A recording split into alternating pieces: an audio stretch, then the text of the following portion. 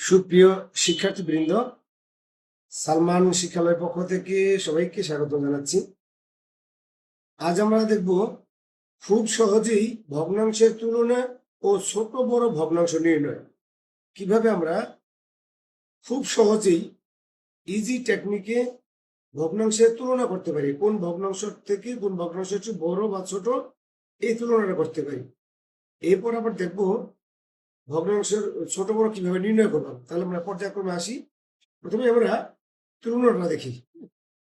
এখানে আছে ভগ্নাংশে আছে 7/3 এখানে আছে 5/4 এখন এই 7/3 বড় নাকি 5/4 বড়, আমি কিভাবে খুব সহজেই ধরতে পারবো? দেখো, একেবারে খুব সহজ, একটু খেয়াল করো। এই যে প্রথম ভগ্নাংশের হরের সাথে দ্বিতীয় ভগ্নাংশের লবের গুণ করবো আমরা। আবার প্রথম ভগ্নাংশের লবের সাথে দ্বিতীয় ভগ্নাংশের হরের গুণ করব, অর্থাৎ আড়াআড়ি গুণ করব। তাহলে গুণ করে আমরা দেখি, প্রথম ভগ্নাংশের লব দ্বিতীয় ভগ্নাংশের হরের যদি গুণ হয় তাহলে 3×5 এখানে আসে 15। আচ্ছা, আর এই হরের সাথে লবের সাথে গুণ করলে হয় 4×7 28।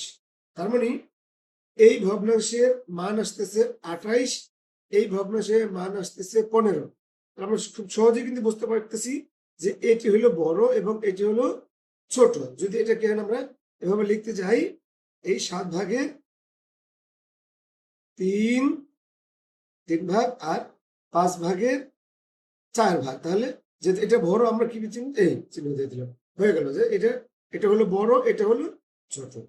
আর একটি দেখো, একইভাবে এটা আছে কত, 11/8 এবং 9/5। আমরা আগের মতো একই প্রথম ভগ্নাংশের হরের সাথে দ্বিতীয় ভগ্নাংশের লবের গুণ করব, এটা গুণ করব। তো গুণ করি, 11 আর 5 গুণ করলে হয় 5×11 55। আচ্ছা, এবার প্রথম ভগ্নাংশের লবের সাথে দ্বিতীয় ভগ্নাংশের হরের গুণ, অর্থাৎ 8 আর 9 8 নং 72, 8 নং 72। তার মানে কি, এই ভগ্নাংশের মান হলো কত, 72, আর এর মানটা দাঁড়ালো 55। তাহলে খুব সহজে বুঝতে পারলাম, এখানে 11/8 হলো বড়, 9/5 হলো ছোট। যদি আমরা এটাকে লিখতে যাই, কিভাবে লিখতে পারি, এই 11/8 9/5, অর্থাৎ এই ভগ্নাংশটি বড় এবং এই ভগ্নাংশটি ছোট।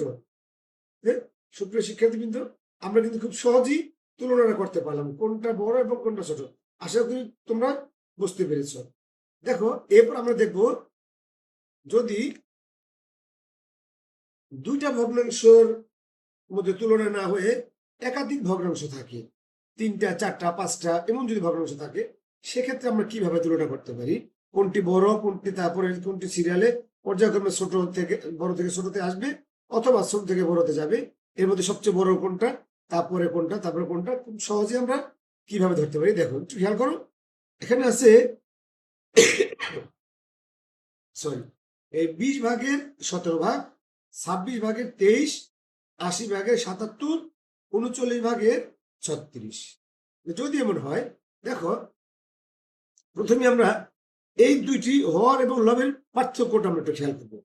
হর এবং লব, এখানে হর এবং লবের পার্থক্য কত আছে, লব আছে 17 এবং হর আছে 20। তার মানে এদের পার্থক্য কিন্তু 3, লিখে রাখলাম আমরা, পার্থক্য হলো 3।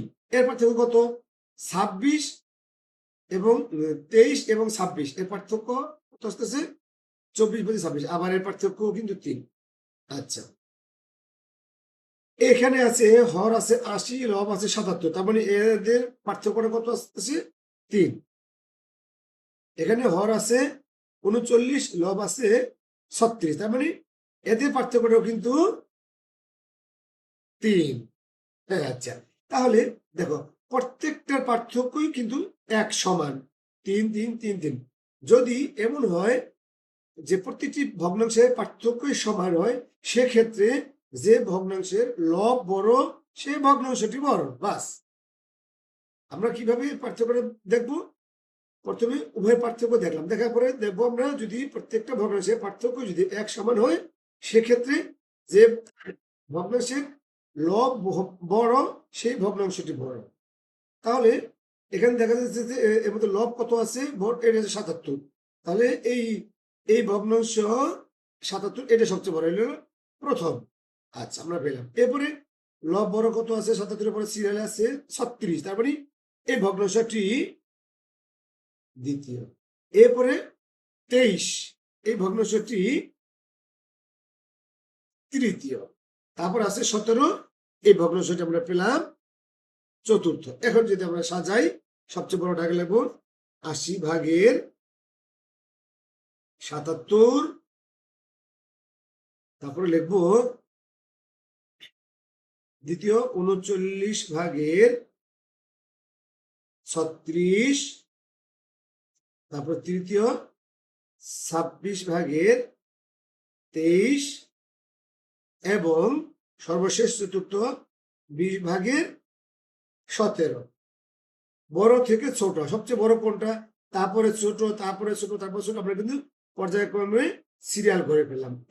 এবং যদি আসে ছোট থেকে বড়, সবচেয়ে ছোট ভগ্নাংশ কত, তারপরে কত, তারপরে কত, আস্তে আস্তে বড় দিকে যাবো, তাহলে আমরা কি করবো, ঠিক ভগ্নাংশ উল্টে ফেলবো। আগে নিয়ে আসবো কত, ২০/১৭, তারপরে ২৬/২৩, তারপরে ৩৯/৩৬, তারপরে ৮০/৭৭। সবচেয়ে ছোট এটা, তার থেকে একটু বড় এটা, তার থেকে একটু বড় এটা, তার থেকে একটু বড় এটা। আর যদি সবচেয়ে বড়টা আগে বের করতে চাই, তাহলে সবচেয়ে বড় এই ভগ্নাংশটা, এই ৮০/৭৭ সবচেয়ে বড়, ৩৯, তারপরে সিরিয়াল আছে ৩৯/৩৬, এরপর আছে ২৬/২৩, তারপর আছে ২০/১৭। আমরা কিন্তু খুব সহজেই ভগ্নাংশের তুলনা এবং ছোট থেকে বড়, বড় থেকে ছোট নির্ণয় করতে পারলাম। এরপর যদি এমনও না হয় যে প্রত্যেকটাই যে একই হবে, এদের পার্থক্য এমন নাও হতে পারে, সেক্ষেত্রে আমরা কি করবো? আচ্ছা, সেক্ষেত্রে আমরা একটা দেখবো। প্রথমত আমরা দেখেছি যে এই হরের সাথে লবের গুণ আর গুণ করলে হয়ে যায়। যদি ভগ্নাংশটা বড় হয়, যদি এর সংখ্যাটা বড় হয়, গুণ করলে তো অনেক বড় হয়ে যাবে। সেক্ষেত্রে কিন্তু গুণ না করে আমরা করতে পারি। কিভাবে? এখানে দেখো, আমরা এখানে দেখতেছি পার্থক্যটাকে আমরা দেখি। এই ১৭/১৩ পার্থক্যটা কত আসে এখানে? ১৭/১৩, ১৪, ১৫, ১৬, ১৭, পার্থক্য আসে ৪। আচ্ছা, ২৫/১৮ পার্থক্য আছে কত? ১৯, ২০, ২১, ২২, ২৩, ২৪, ২৫, তার মানে ৭। ৩২/৩৫ পার্থক্য আসতেছে কত? ৩। ৭১/৮০ পার্থক্য আসতেছে কত? ৯। তার মানে কি, কারোর সাথে কারো কিন্তু মিল নাই। আগেরটার মধ্যে কিন্তু মিল ছিল, প্রত্যেকটাই পার্থক্যটা সমান ছিল। এখানে কিন্তু পার্থক্য এলোমেলো আকারে আছে, কোনো মিল নেই। সেক্ষেত্রে আমরা কি করব, যেহেতু এর পার্থক্য, এর পার্থক্য, পার্থক্য, কারো পার্থক্যের সাথে কারো কোনো মিল নেই, যদি এমন হয়, খুব সহজ টেকনিক। দেখো, তোমরা একটু খেয়াল করো, আমরা এই যে পার্থক্য বের হইলো, এই পার্থক্য দিয়ে লবকে ভাগ করব। আমি আবারও বলছি, যে পার্থক্য বের হয়েছে, পার্থক্য দিয়ে লবকে আমরা ভাগ করব। আমরা জানি ভগ্নাংশের হর কোনটি, নিচে যেটা আছে সেটাকে বলে হর এবং উপরেরটাকে বলে লব। তাহলে পার্থক্য দিয়ে আমরা লবকে ভাগ করব। তাহলে ৪ দিয়ে যদি আমরা ১৩কে ভাগ করি, তাহলে ৪ না ১৩ মধ্যে পড়ি, ৪ একে ৪, ৪ দিয়ে মানে ৮, ৩ 4 ১২, ৪ 4 16, বেশি হয়ে যায়, ৩ 4 12, তার মানে ৩ দশমিক সামথিং। এই তো, এখানে আমাদের সামথিংটা দরকার নেই, আমাদের হলো জাস্ট তুলনাটা আমরা করতে চাচ্ছি। তুলনার কথা ৩-এর থেকে একটু বেশি পেলাম আমরা এটা। আচ্ছা, এই দ্বিতীয় ভগ্নাংশে পার্থক্য বেড়েছিল ৭। তাহলে এই ৭ দিয়ে আমরা লব আছে ১৮, ১৮কে ভাগ করবো, ৭-এর নামটা, ৭ থেকে ৭, ৭ দিয়ে ১৪, ৩ 7 ২১, বেশি হয়ে যায় ২ বার, তার মানে ২ দশমিক সামথিং।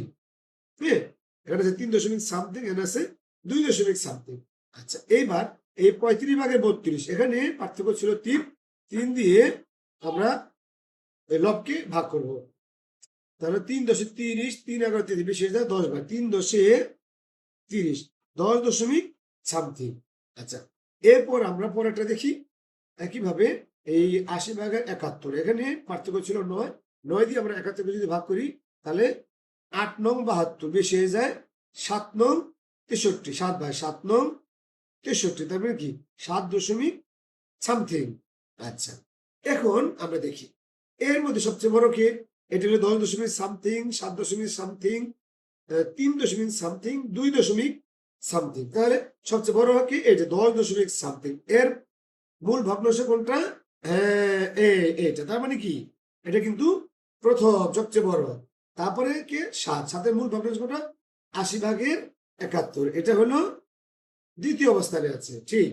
তারপরে 3 দশমিক সামথিং, এর মূল ভগ্নাংশ আছে 17 ভাগের 13, এটা আছে তৃতীয় অবস্থানে। তারপরে 2 দশমিক সামথিং, এর মূল ভগ্নাংশ আছে 25 ভাগের 18, এটা আছে চতুর্থ অবস্থানে। এখন যদি আমরা এটাকে সাজাতে চাই, তাহলে সবচেয়ে বড় কে? 35 ভাগের 32। এরপরে দ্বিতীয় অবস্থানে কি আছে? হ্যাঁ, ঠিক বলেছ, 80 ভাগের 71। তারপরে তৃতীয় অবস্থানে কি আছে? 17 ভাগের 13। চতুর্থ অবস্থানে আছে 25 ভাগের 18। তাহলে কিন্তু আমরা সহজেই বুঝতে পারলাম কোন ভগ্নাংশটি সবচেয়ে বড়, তারপরে সে থেকে একটু ছোট কে, তারপরে একটু ছোট কে, তারপরে একটু ছোট কে। আমরা কিন্তু খুব সহজেই তুলনা করতে পারলাম। একবারে ছোট যদি দুইটা ভগ্নাংশ থাকে, তারপর থেকে কিভাবে করব, এবং প্রত্যেকটা ভগ্নাংশের থেকে হর এবং লবের পার্থক্য যদি একই সমান হয়, সেটাকে খুব সহজে কিভাবে করব, এবং হর এবং লবের পার্থক্য যদি এক না হয়, বিভিন্ন ধরনের হয়, সেক্ষেত্রেও কোন ভগ্নাংশটি বড় ছোট খুব সহজে কিভাবে আমরা করব, আশা করি তোমরা বুঝতে পেরেছো। যদি তোমাদের মনে হয় যে এখান থেকে কিছুটা হলেও তোমরা উপকৃত হচ্ছ, তাহলে